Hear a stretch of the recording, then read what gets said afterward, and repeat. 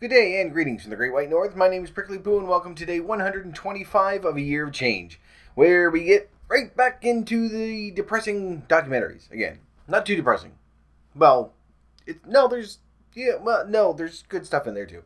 The one I've got up today, we sort of took a little bit of a break, and had added a different sort of show last week, but I just sort of want to get back into things this week. And where we were talking about addiction earlier on, I think that this one fits. So it's from actually a TV series called Body Shock, and they have different medical conditions or different sort of weird, I don't know, weird, odd things throughout the show. But this one was based on, as per usual, obesity, as per usual for us. So it started off by showing the people that have really sort of tipped the scales at over 1,000 pounds and what they've gone through and things like that. And there are 2 or 3 different stories in there. But one of them that sort of struck me was the main person that they sort of showcase on it, who was over 1,000 pounds and dropped over half the weight throughout the course of the documentary. So there's some success there. There's another one that had lost a tremendous amount of weight, got down to a normal weight, and then sort of ballooned back up and put it back on. And then they just sort of touch back and forth with different people and show how they've struggled through it and everything else. But where we talked about addiction on Monday, this is sort of the reason why I want to put this one in there, because throughout all of it, I mean, I'm a big proponent of the addiction theory of this more than genetics or anything else, because even if you're predisposed to obesity, we still have to go and buy the food and eat it. So, and in every single case, even if people say no, it's genetics and I can't help it, when you cut the calories and you increase the activity, they do lose the weight every single time. So with this, they will sort of start with the first one. As you're watching this, even though he's lost like 500 pounds, I think, or more, from the time he was at his heaviest to the time that they started filming the documentary, there's still that attitude of the addict where we lie about everything. Just to make excuses for ourselves, to make other people think that it's not our fault. And there is a section in there where he's saying, I never even really ate all that much. It's genetics. It's not about quantity. And obviously he's wrong, because if it's genetics, then them cutting his calorie count and making him do exercise, it wouldn't work. He would still be gaining weight, and he didn't. He lost a tremendous amount of weight. Even when he was done, he went to a hospital, spent months there. Went back home, and the doctors figured, he's going to put it back on. He continued to lose, so he stuck with it. But, I mean, we've all done that, where we've said, I didn't really eat all that much today. And then, obviously, when we're looking at MyFitnessPal and we're actually tracking it, we're seeing exactly how much we're eating. So, you sort of see that attitude in there. They have another one, the man who had lost all the weight and then regained it.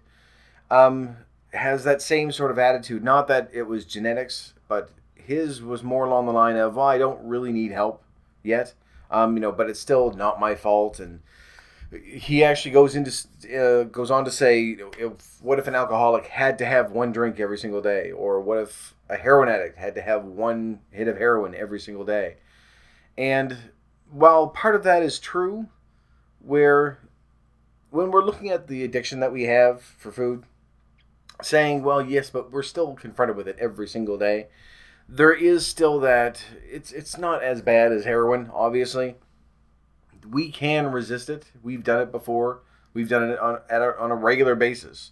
If you're a person like me that doesn't like eating in front of people, where I'm not going to have anything just yet, and then you go home and you binge that way. So there's that same sort of attitude that's in there as well, and which is odd from someone who's lost all the weight and then put it back on.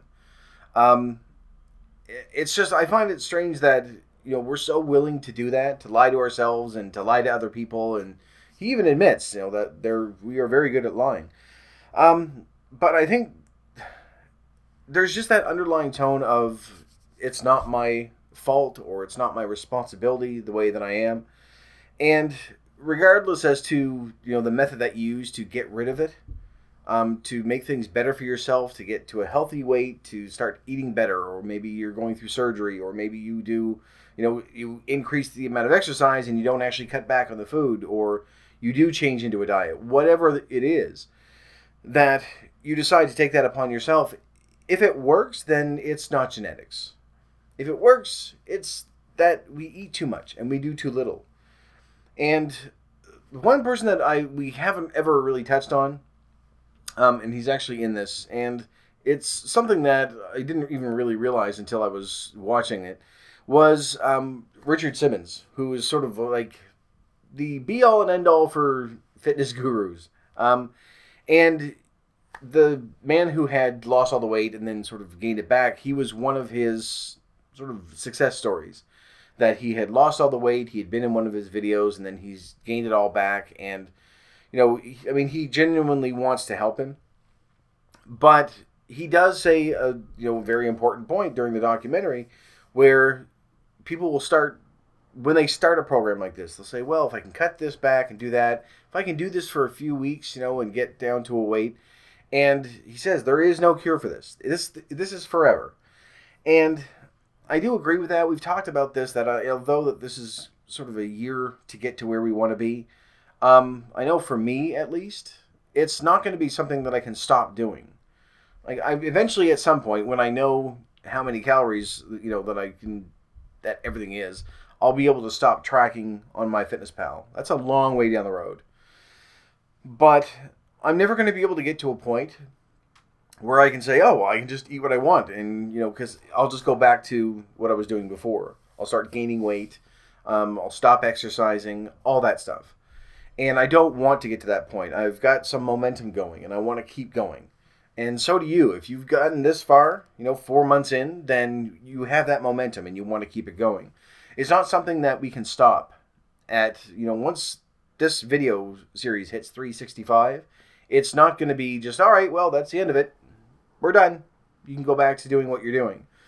It's going to be something that we're going to have to continue for the rest of our lives. And although that sounds horrible, when you think of it in terms of a diet, the way that we're doing things and changing everything just in tiny little steps, I think it's going to be much easier to maintain. Because at the end of that year, it's not going to be, okay, well, I've been dieting for a year. It's going to be more along the line of, well, I'm not now a year down the road. I have a different attitude towards this. I'm reacting differently, and I treat everything towards food differently than I did a year ago. So I'm hoping that once this is done, it'll be much, much easier to continue on.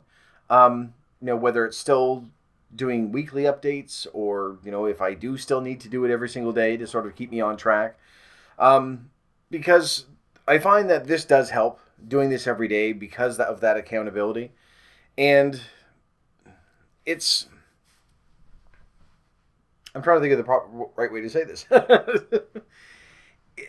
If I wasn't doing this, I don't think that I would be having the progress that I've had.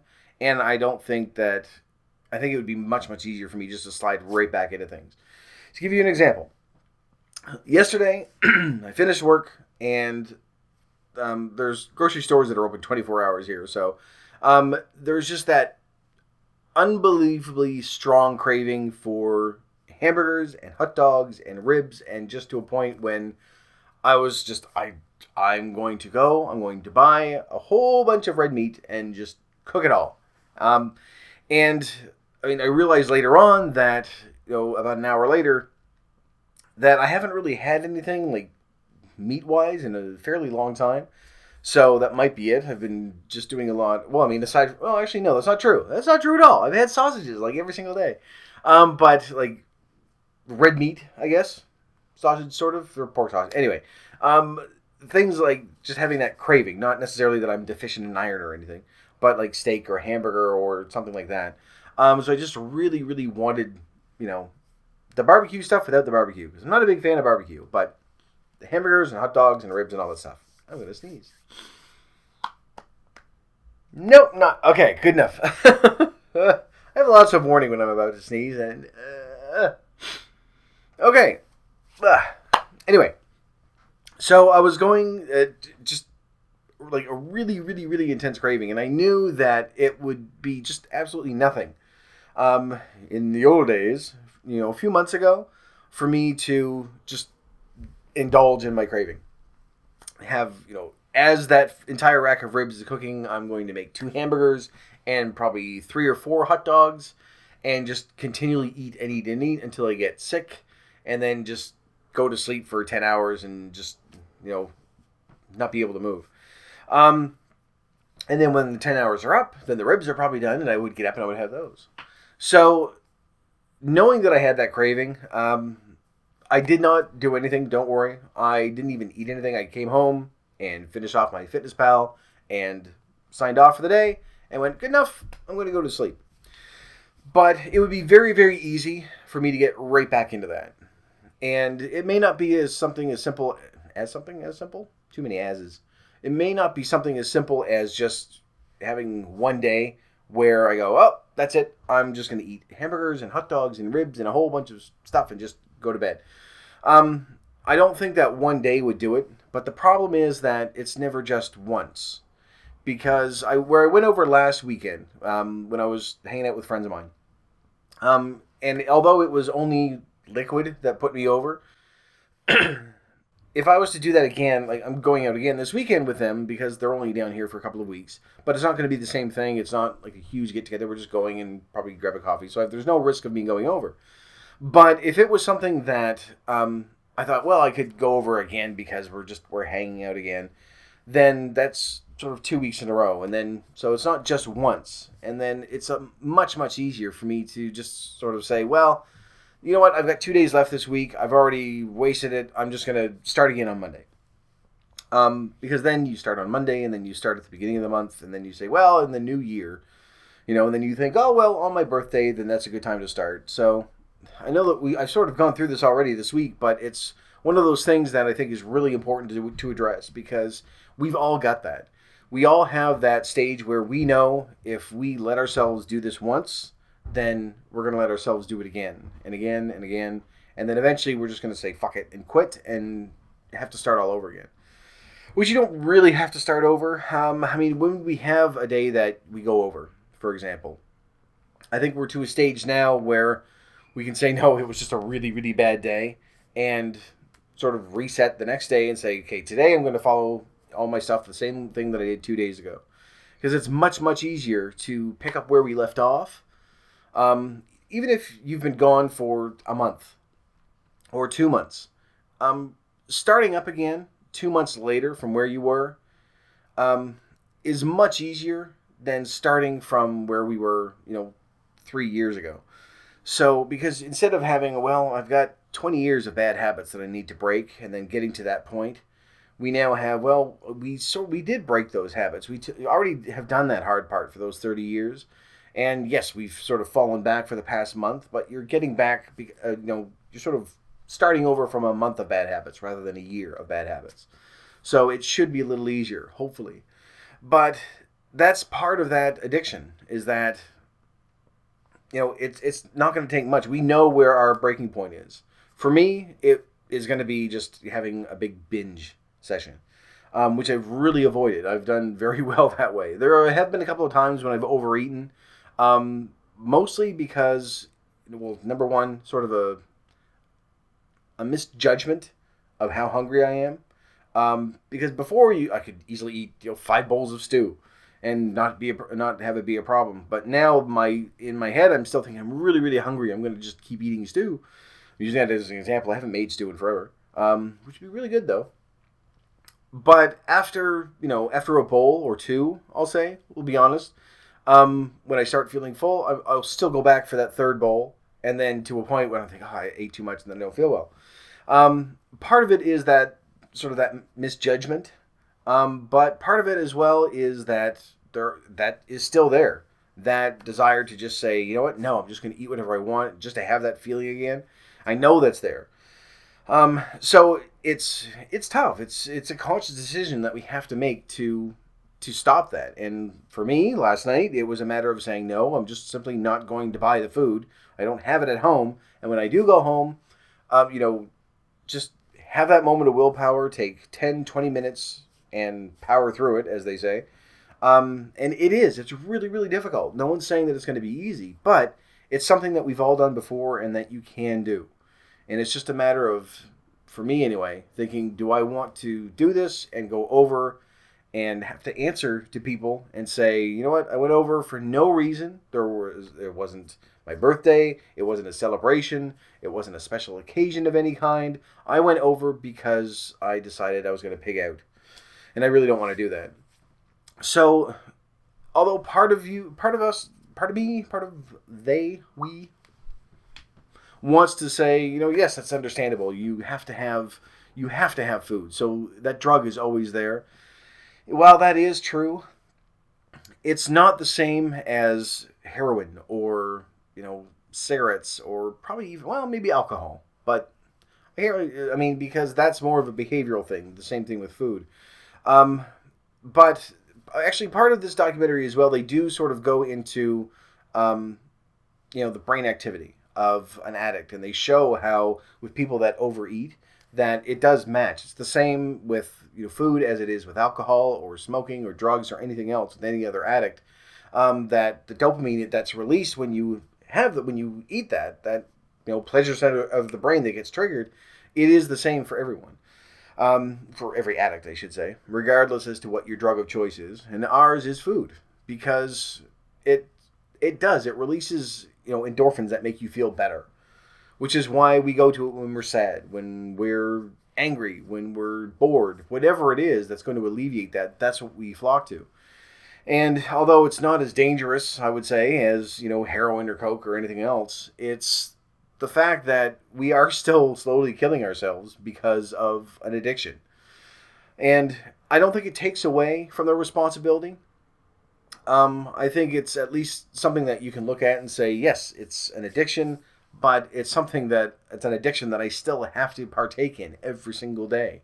So it is going to be difficult, which is why there are so many people that are just gaining more and more and more. And even when we lose, we tend to gain it back, because it's just like a heroin addict saying, okay, well, I've kicked the habit, things are done, it's been a year, now I can, start taking heroin again, but just on the weekends.